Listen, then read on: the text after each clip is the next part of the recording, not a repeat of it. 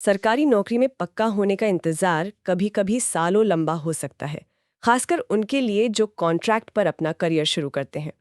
आज हम ओडिशा सरकार के एक बहुत ही इम्पोर्टेंट नोटिफिकेशन को डिकोड करने वाले हैं। ये उन हजारों कर्मचारियों से जुड़ा है जिनकी सर्विस, सीनियरिटी और सैलरी को लेकर कई सालों से एक अनिश्चितता बनी हुई थी। तो आज का मिशन क्लियर है, इस सरकारी दस्तावेज की एक एक परत को खोलना।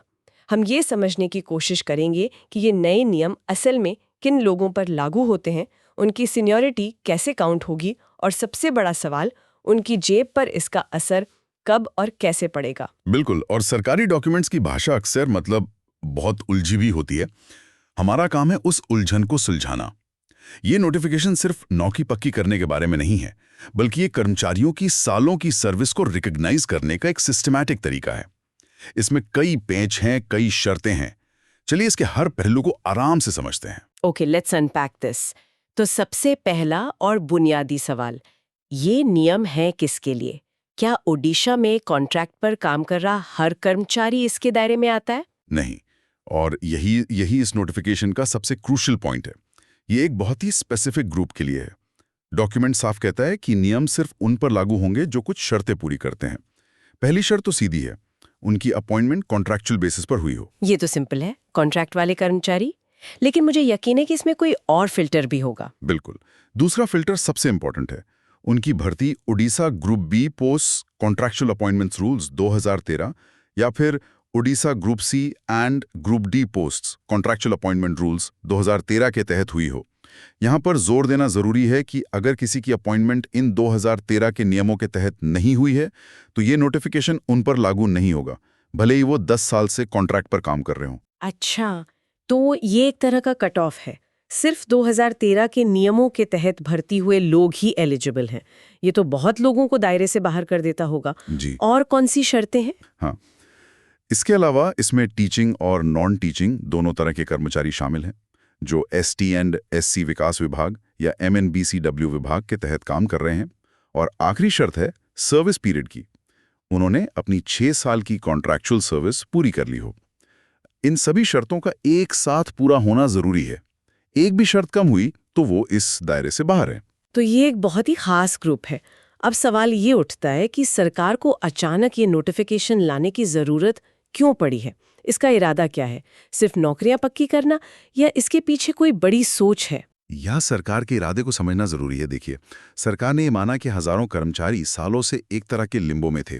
उनकी सर्विस काउंट नहीं हो रही थी, सीनियरिटी का कोई हिसाब नहीं था और सैलरी में भी क्लैरिटी नहीं थी। इस वजह से काफी भ्रम और निराशा थी। तो इस नोटिफिकेशन के 3 मेन ऑब्जेक्टिव्स हैं। पहला, सर्विस को रेगुलराइज करना। दूसरा, उनकी पिछली कॉन्ट्रैक्चुअल सर्विस को सीनियरिटी के लिए गिनना, जो कि एक बहुत बड़ा कदम है। और तीसरा, पिछले सालों के लिए सैलरी को नोशनली फिक्स करना। इन तीनों का मकसद कर्मचारियों को एक स्पष्टता देना और उनकी सालों की मेहनत को सम्मान देना है। Here's where it gets really interesting. Seniority और सैलरी, ये दो चीजें हैं जो किसी भी कर्मचारी के लिए सबसे ज्यादा मायने रखती हैं। तो सीनियरिटी कैसे काउंट की जाएगी? ये हमेशा एक बड़ा झगड़े का मुद्दा रहता है। बिल्कुल।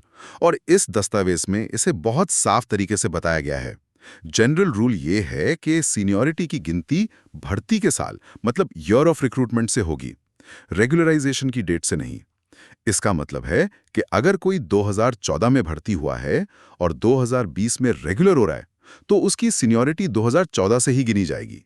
और ये बहुत बड़ी बात है, क्योंकि सरकार का असली मकसद यहाँ सिर्फ नौकरी पक्की करना नहीं है, बल्कि उन 6-8 सालों के अनुभव को सम्मान देना है, जो प्रमोशन के समय बहुत मायने रखेगा। ये सीनियरिटी वाली बात सुनने में तो अच्छी लगती है, लेकिन क्या इससे उन लोगों के साथ नाइंसाफी नहीं होगी जो पहले से ही स्थायी पदों पर है? अचानक से 8 साल पुराने बैच के लोग उनसे सीनियर हो जाएंगे। क्या इस पर कोई विवाद हो सकता है? ये एक बहुत वैलिड पॉइंट है और अक्सर ऐसे मामलों में विवाद होते हैं। हालांकि इस नोटिफिकेशन का स्कोप बहुत लिमिटेड है। ये सिर्फ 2013 के नियमों के तहत भर्ती हुए कर्मचारियों पर लागू होता है, इसलिए इसका असर एक खास बैच पर ही पड़ेगा। सरकार का तर्क यह है कि इन कर्मचारियों की भर्ती प्रक्रिया नियमित कर्मचारियों जैसी ही थी, बस नियुक्ति का तरीका कॉन्ट्रैक्चुअल था, इसलिए उनकी सर्विस को शुरू से गिनना न्याय संगत है। तो क्या ये वरिष्ठता का नियम सब पर एक जैसा लागू होता है? जैसे क्लर्क और शिक्षक दोनों के लिए भर्ती का साल ही गिना जाएगा? मुझे लगता है शिक्षकों की क्वालिफिकेशन का मामला थोड़ा अलग हो सकता है। आपने बिल्कुल सही नस पकड़ी है। शिक्षकों के लिए खास शर्त है जहां क्वालिफिकेशन को सीनियरिटी से जोड़ा गया है। चलिए इसे एक उदाहरण से समझते हैं। मान लीजिए एक टीचर हैं सुनीता। वो 2015 में STN-SC विभाग में अनट्रेन्ड भर्ती हुई थी। उन्होंने 2017 में अपना बीएड पूरा किया। ठीक है, तो सुनीता के केस में इस नियम के तहत क्या होगा? बहुत अच्छा सवाल है। सुनीता के मामले में उनकी सीनियरिटी 2015 से नहीं बल्कि 2017 से गिनी जाएगी, यानी जिस साल उन्होंने अपना प्रोफेशनल ट्रेनिंग कोर्स पूरा किया। लेकिन उनके साथ ही भर्ती हुए एक क्लर्क की सीनियरिटी 2015 से ही गिनी जाएगी। और अगर कोई शिक्षक भर्ती के समय पहले से ही ट्रेन था तो उसकी सीनियरिटी भर्ती के साल से ही गिनी जाएगी। ये नियम केवल शिक्षकों पर लागू होता है ताकि टीचिंग क्वालिटी का एक स्टैंडर्ड बना रहे। सीनियरिटी वाला पहलू तो बिल्कुल साफ हो गया और ये कर्मचारियों के लिए एक बड़ी जीत है। लेकिन दिन के आखिर में घर तो सैलरी से ही चलता है, तो इस पूरी कवायद का उनकी जेब पर क्या और कब असर पड़ेगा? ये नोशनल पे फिक्सेशन का फंडा क्या है? सुनने में बड़ा कॉम्प्लिकेटेड लगता है। हाँ, ये शब्द नोशनली सारा खेल है। इसका सीधा सा मतलब है कि सैलरी की कैलकुलेशन सिर्फ कागज पर की जाएगी। ये एक तरह का व्हाट इफ सिनेरियो है। तो ये एक तरह की टाइम मशीन कैलकुलेशन है। सरकार कागज पर समय में पीछे जाकर हिसाब लगाएगी कि अगर कोई कर्मचारी 2014 में ही पक्का हो जाता तो हर साल इंक्रीमेंट लगकर आज 2022 में उसकी सैलरी कितनी होती। एग्जैक्टली, आपने इसे परफेक्टली कैप्चर किया। ये कैलकुलेशन इसी तरह होगी। लेकिन सबसे महत्वपूर्ण बात जो किसी भी कर्मचारी के लिए जानना जरूरी है वो ये है कि इस पिछली अवधि के लिए कोई बकाया यानी अरियर्स का भुगतान नहीं किया जाएगा। इसीलिए इसे काल्पनिक या नोशनल कहा गया है। ये सिर्फ भविष्य के वेतन के लिए एक सही बेस तैयार करने की कागजी कार्रवाई है। कोई पिछला पैसा हाथ में नहीं आएगा। एक मिनट, ये बात मुझे थोड़ी उलझा रही है।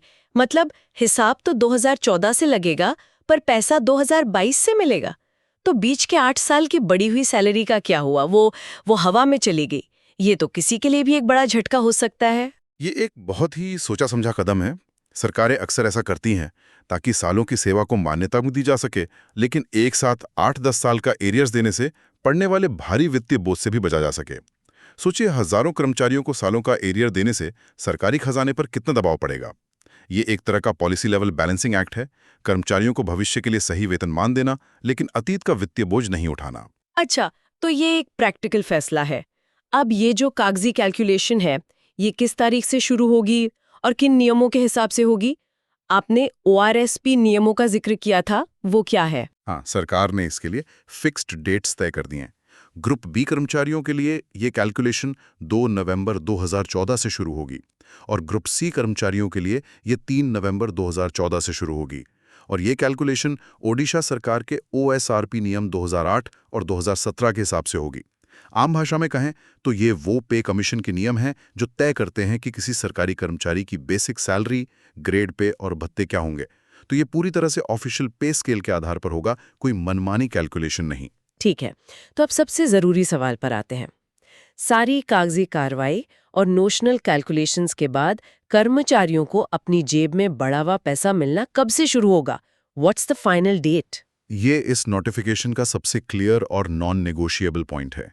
दस्तावेज में साफ लिखा है, वास्तविक आर्थिक लाभ, एक्चुअल फाइनेंशियल बेनिफिट केवल 17 अक्टूबर 2022 से दिया जाएगा। ओके, तो 17 अक्टूबर 2022 ये तारीख उन सभी कर्मचारियों के लिए बहुत मायने रखती है।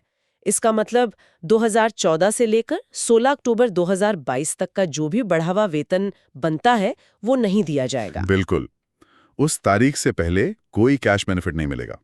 उससे पहले के सभी लाभ केवल काल्पनिक हैं, जो सिर्फ सीनियरिटी और भविष्य की सैलरी तय करने के लिए हैं। सोचिए, कर्मचारी के लिए कैसी भावना होगी। उसे बताया जाता है कि कागज पर उसकी सैलरी 8 साल पहले बढ़ चुकी है, लेकिन उसे मिलेगी आज से।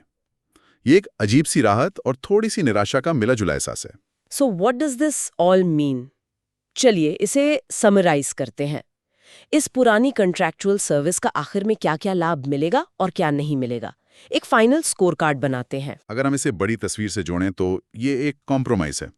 तो जो लाभ गिने जाएंगे वो हैं, पहला, रेगुलराइजेशन के लिए 6 साल की सर्विस काउंट होगी। दूसरा, सीनियरिटी जो भर्ती के साल से गिनी जाएगी, शिक्षकों के लिए ट्रेनिंग की शर्तों के साथ। और तीसरा, नोशनल इंक्रीमेंट्स जो भविष्य की सैलरी का बेस बनेंगी। और वो कौन सी चीजें हैं जो साफ साफ मना कर दी गई हैं? ये जानना भी उतना ही जरूरी है। हाँ, जो नहीं गिना जाएगा उसमें सबसे पहला और बड़ा है पेंशन लाभ।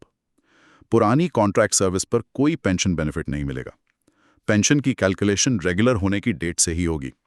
दूसरा, जैसा हमने अभी विस्तार से बात की, अरियर्स का कोई क्लेम नहीं किया जा सकता।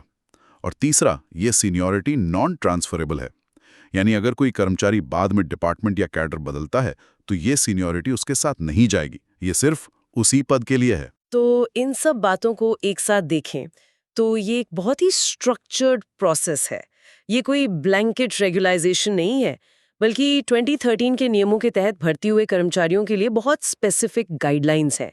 हर नियम बहुत सोच समझकर बनाया गया लगता है, जिसके अपने फायदे और नुकसान हैं। बिल्कुल। और अंत में ये ओडिशा के राज्यपाल के आदेश से जारी एक बाइंडिंग गवर्नमेंट ऑर्डर है।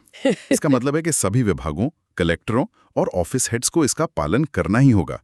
इसमें कोई ढील नहीं दी जा सकती। इसका सार यही है। ये नोटिफिकेशन 2013 के नियमों के तहत नियुक्त लंबे समय से सेवारत संविदा कर्मचारियों को रेगुलर करता है। उनकी पिछली सर्विस को सीनियरिटी के लिए गिनता है।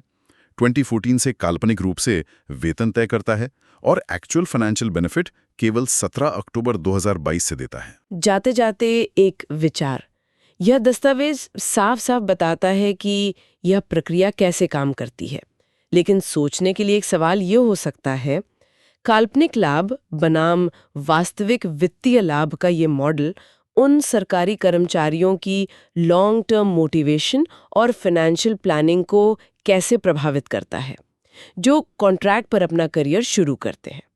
यह एक ऐसी प्रणाली बनाता है जहां किसी के करियर के लिए दो अलग-अलग टाइम फ्रेम्स होते हैं, एक सर्विस का टाइम फ्रेम और